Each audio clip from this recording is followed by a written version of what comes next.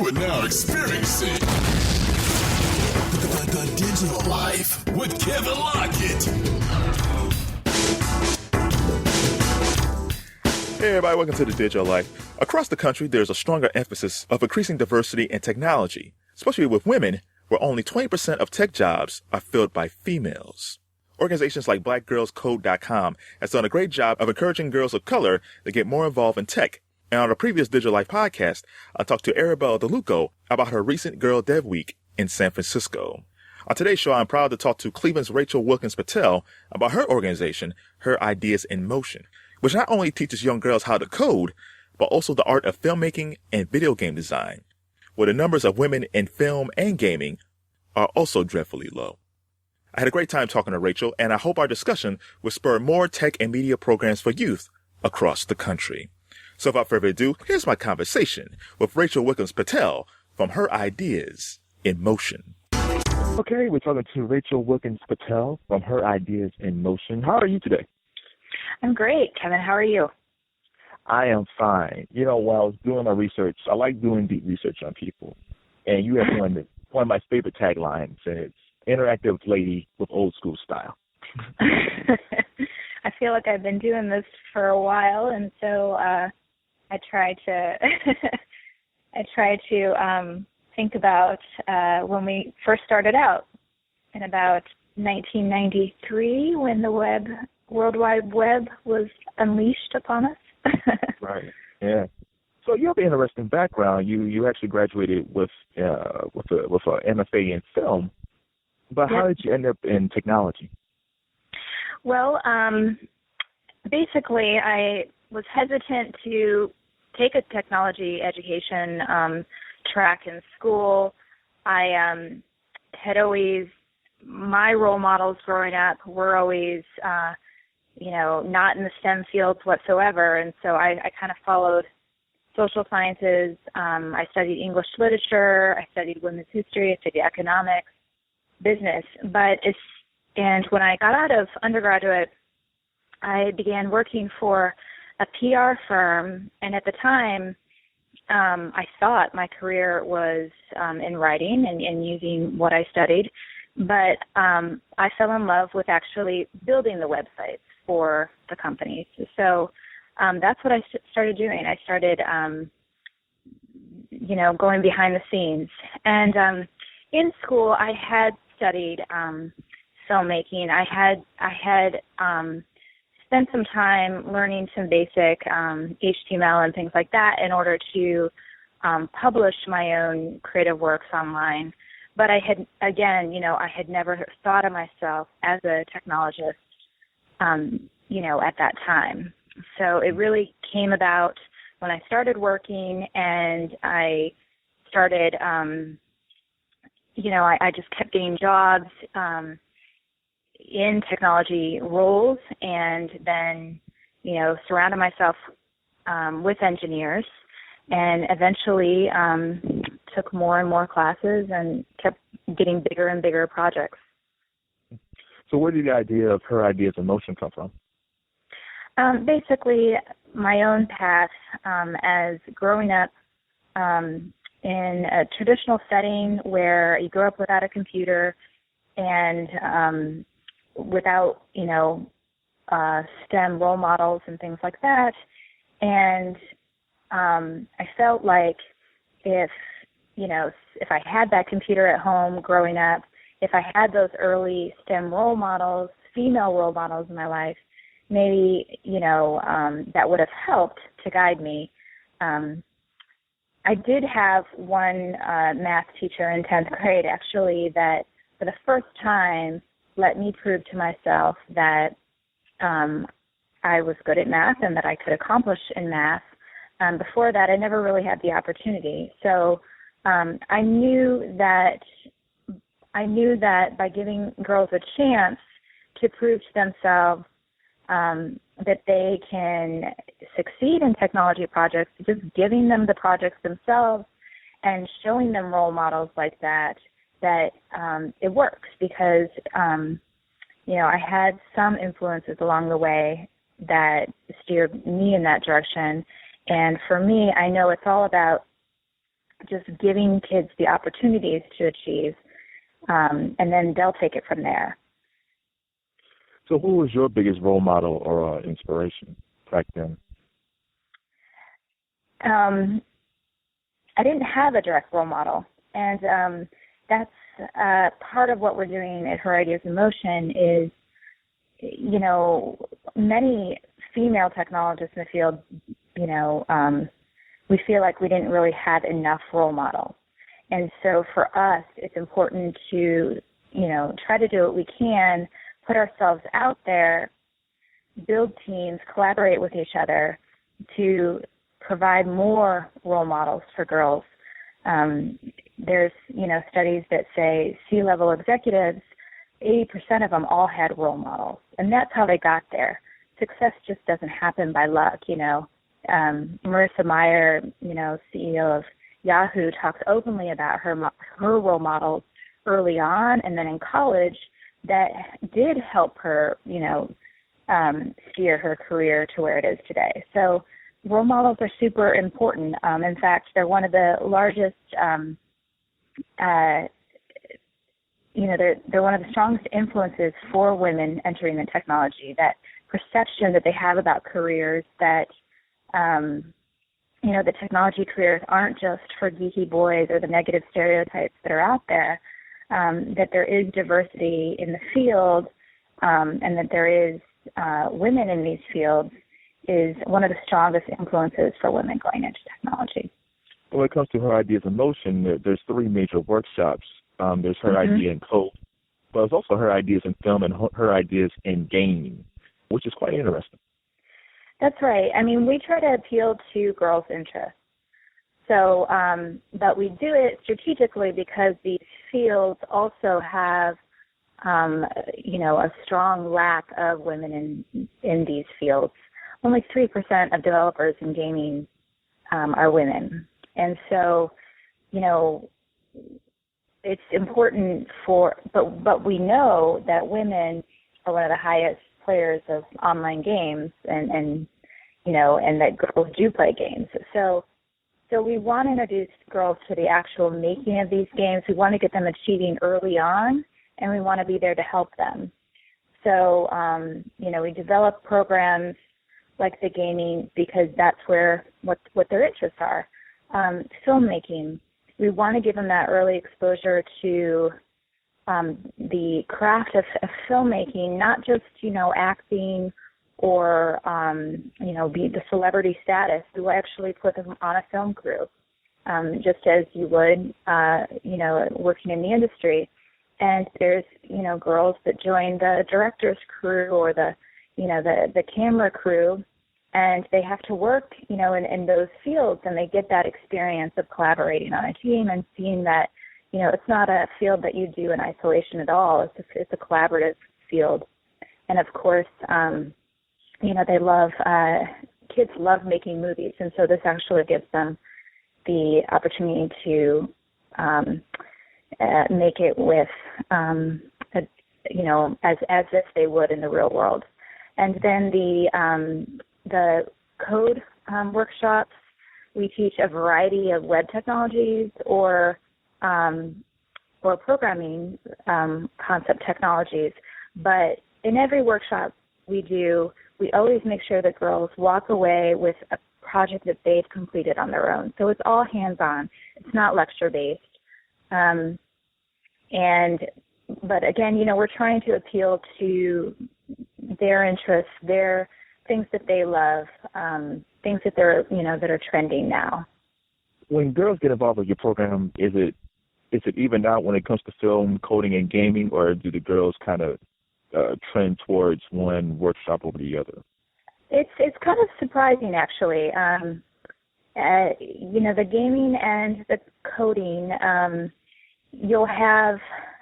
we've had girls come back, alumni, if you will, or girls whose parents work in STEM fields and who, present these opportunities to them, which is great. The filmmaking is, we don't have that much filmmaking here in Northeast Ohio as much as we should. And so that's kind of a different community that comes out for that. But however, these are all have technical crafts, and girls can certainly take all three and explore the different technologies. Another thing we do with the workshop is make sure that the themes and the projects they're making are new each time, so they can come back year after year, take the same Pure Ideas and Code class and make something new each time, and meet new people each time. So we have different, mentors that have gone through our training program, and that the girls can meet who they, haven't met in the past. So there's quite a variety there. When you first started the program back in 2010, like today, there's a lot of discussion about getting more girls and women involved with coding. But back then in 2010, the conversation wasn't out there as much. What was it like back in 2010 when you first launched Her Ideas in Motion, and your focus was to get more girls involved with coding? Yeah, you're right. It was there was less attention back then. I started teaching girls myself personally in 2008, and teaching filmmaking and web classes to girls. And in 2010, it was really about a group of industry women who got together to do these type of programs together. And it was, we just started with one workshop. It went well, and we built it from there. We said, let's keep going. This is important. This is powerful.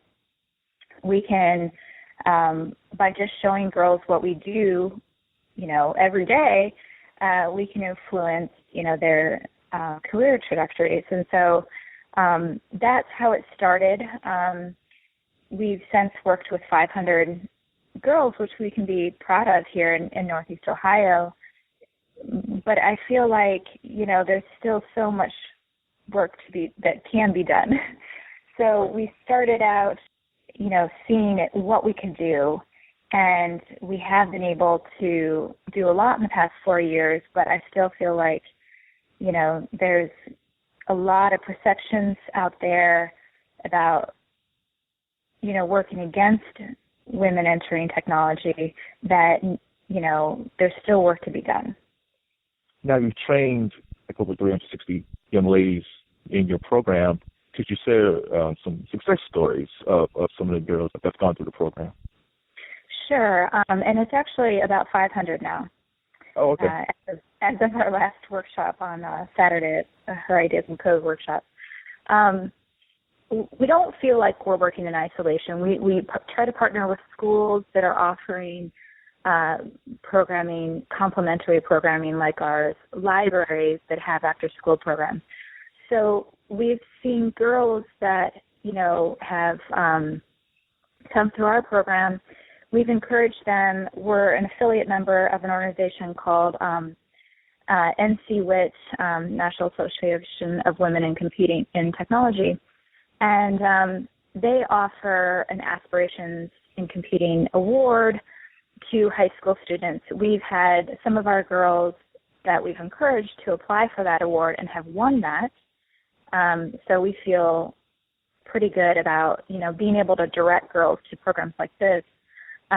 We've had girls that have entered college and are majoring in computer science who I know personally have contacted me, in my full-time job as a developer and asked me about, applying to the company where I work. So, I feel like that's the kind of network that we're trying to create, a pipeline of young women, providing these resources, providing these connections with mentors, real-world mentors that they can connect with, throughout their education career and into their professional career. And one of your workshops that sounds pretty cool is Parent-Daughter Hack Days, which sounds kind of fun. They are fun. They're a lot of fun for both the parents and the daughters. The importance of the workshop is that social encouragement of parents is extremely important for girls. Girls more than boys. 77% of girls are, heavily influenced by what their parents kind of advise them to do with their careers, whereas boys, it's more along the lines of 30%.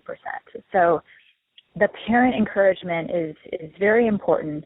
By a parent, attending these programs with their daughter, the daughters can, they can do the projects together, but the parent really has an opportunity to kind of encourage, their daughter, see what they're doing, take that back at home, and continue to reinforce, their technology projects.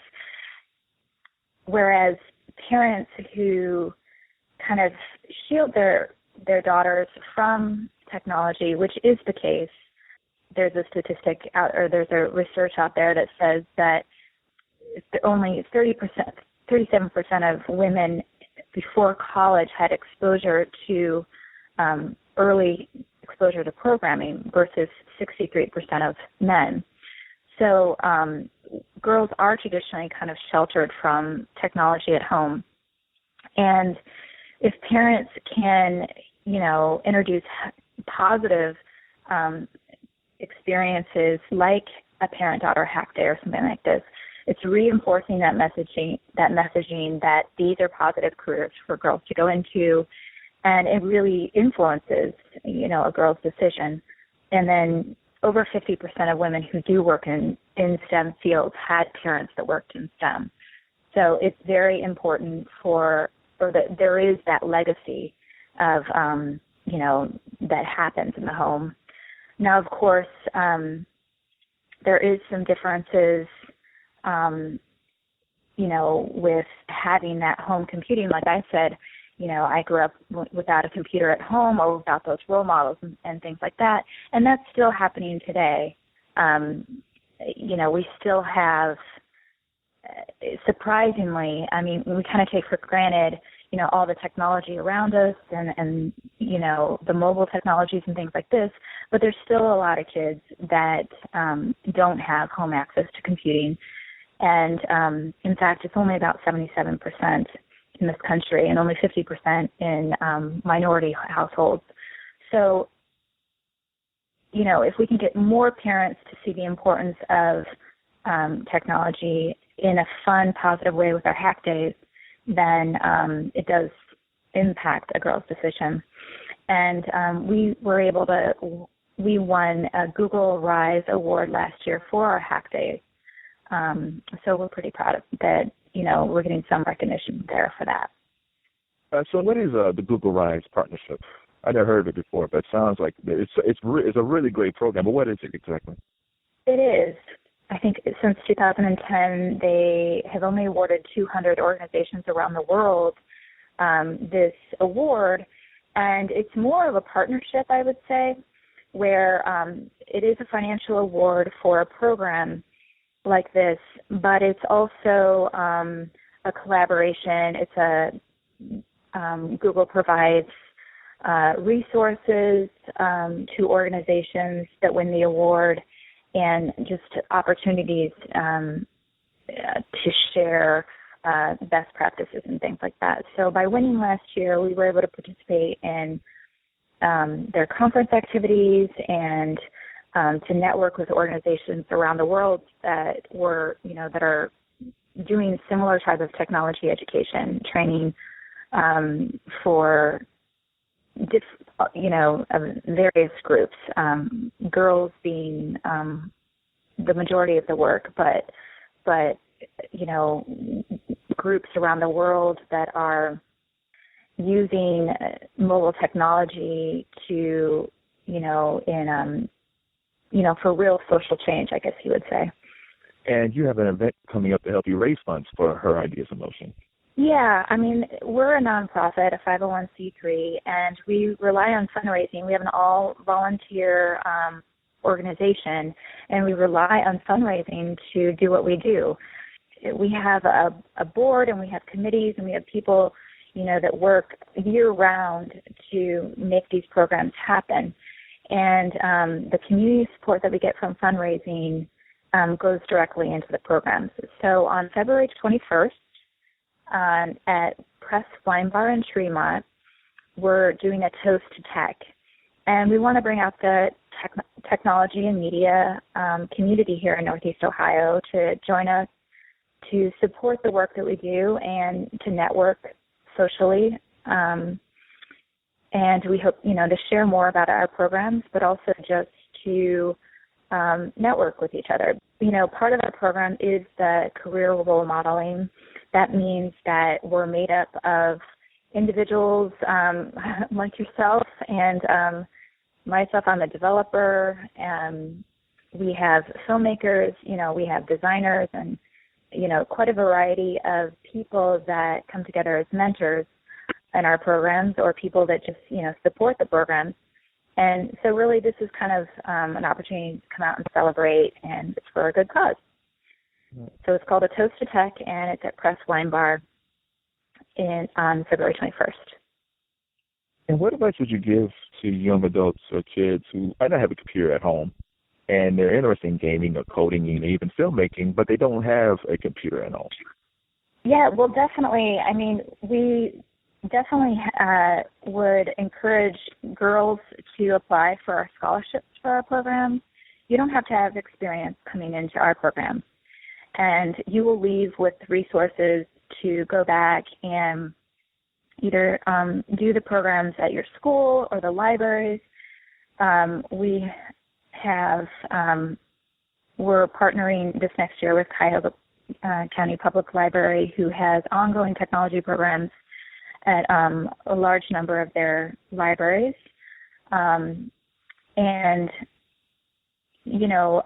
We would encourage you to apply for our scholarships. We have, through our fundraising, we try to make all of our workshops very affordable, but we also offer scholarships to any girl that wants to apply, and the information is on our website, herideasinmotion.com. And we encourage anyone to apply to be able to come to our workshops and try it out, because, again, you don't have to have years of experience to try things. Making technology is all about,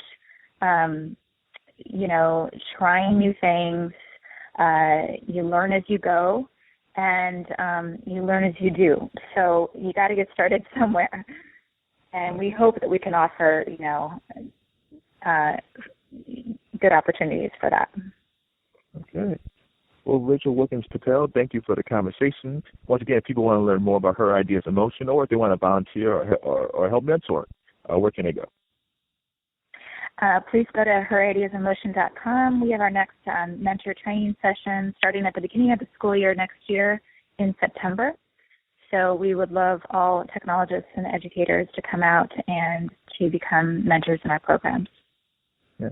Oh, yeah, one last thing. So when I was researching, I saw your King Kong montage on YouTube, which is really cool because it was like 2006 when you did it. Do you ever pick up the camera again still and do some work? Because I know you're very involved with technology, but do you ever go back to your filmmaking skills of the past? That's right.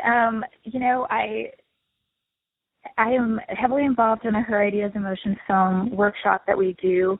My passion is actually in screenwriting. It's something that I continue to do on my own and aspire, to do more writing for the screen in the future. So I have worked professionally in commercial video in the past, but my passion really lies in that, as well as my passion for software development as well. So thanks for picking up on that. And for me, and that I hope to inspire the girls, is that you can learn, if you have creative ideas and things like that, you can learn to put them out there. And that's what's fun, being in control of your own creative works. It's just as powerful to create works and as it is to actually learn to put them out there and code and filmmaking and things like that. So I hope to inspire girls to, continue to do that themselves. Well, I think you're doing a very good job. Thanks a lot, Rachel. Thanks, Kevin. I want to thank Rachel Wilkins Patel for being a great guest on The Digital Life. You can learn more about Her Ideas in Motion and their upcoming events at herideasinmotion.com. That's herideasinmotion.com. Before I go, I have a Twitter question for you. Tweet me at Kevin Lockett and tell me about programs in your area that teaches youth about filmmaking and video game design. Use the hashtag KLArts. That's the hashtag KLArts. And tell me about organizations in your area that teaches gaming and filmmaking. All right, everybody. It's The Digital Life. I'm Kevin Lockett, and I'm out. The Digital Life with Kevin Lockett.